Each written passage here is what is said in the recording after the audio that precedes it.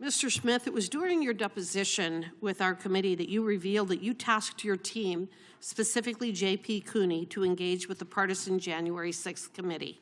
You had to have known at the time the controversy surrounding this committee, including the fact that all of the members had been appointed by Nancy Pelosi, who disallowed the Republicans from being able to engage. Yet you proceeded anyway, raising numerous questions as to your strategy for conspiring with the J6 committee. You had every possible resource available to you.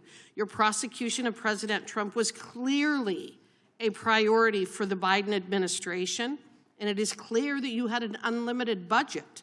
And you also left no stone unturned, even subpoenaing records from sitting members of the House and Senate. So what information could the J6 committee possess that you and the nation's top law enforcement agency could not obtain on your own? What happens when a former special counsel is forced to answer direct questions about one of the most controversial investigations in modern American history? During a tense congressional hearing, lawmakers pressed Jack Smith over his contacts with the January 6th committee, allegations of missing evidence, and whether investigators relied on information that the public never got to see. Questions about destroyed records, confidential testimony, and the handling of evidence quickly turned the hearing into a dramatic confrontation. Here's everything that happened. Any information that could be relevant. We made our own independent assessment of the evidence. Okay, so from the time that you were appointed as special counsel up to the date of your resignation in January of 2025, did you personally have any contact with any members, staff, or contractors of the House's January 6th Select Committee, and if so, who? I do not believe I had contact with anybody personally from the January 6th. The January 6th committee failed to archive or preserve its video recordings of witness interviews, deleting or destroying as many as 900 interview summaries or transcripts involving more than 1 full terabyte of digital data. I repeat, the J6th committee destroyed evidence. Let that sink in. Why would they do such a thing? I think we have a dang good idea. The committee actually used selective clips from these videos and transcripts during their hearings, and yet by destroying this evidence, they have denied Congress and the public the ability to obtain their full content and context.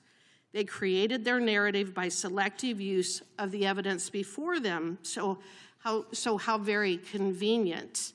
Did you or your team receive any of those witness transcripts or video recordings of transcribed interviews from the Select Committee that were not released to the public?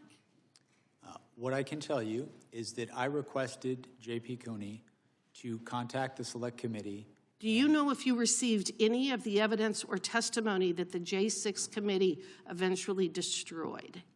I don't have any information that the J6 committee. You don't know one way or the other as you sit here today.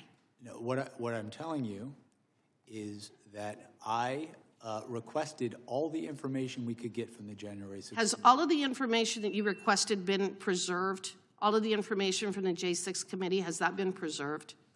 The information that we requested and received, we reviewed it. Has it been preserved? Yes, as part of our files. Thank you. Were you or your team advised, or did you get the impression from anyone affiliated with the January 6th committee that these documents were not for public release, even though portions of them had already been shown to the American people? Were you advised to keep any of the information from the J6 committee confidential?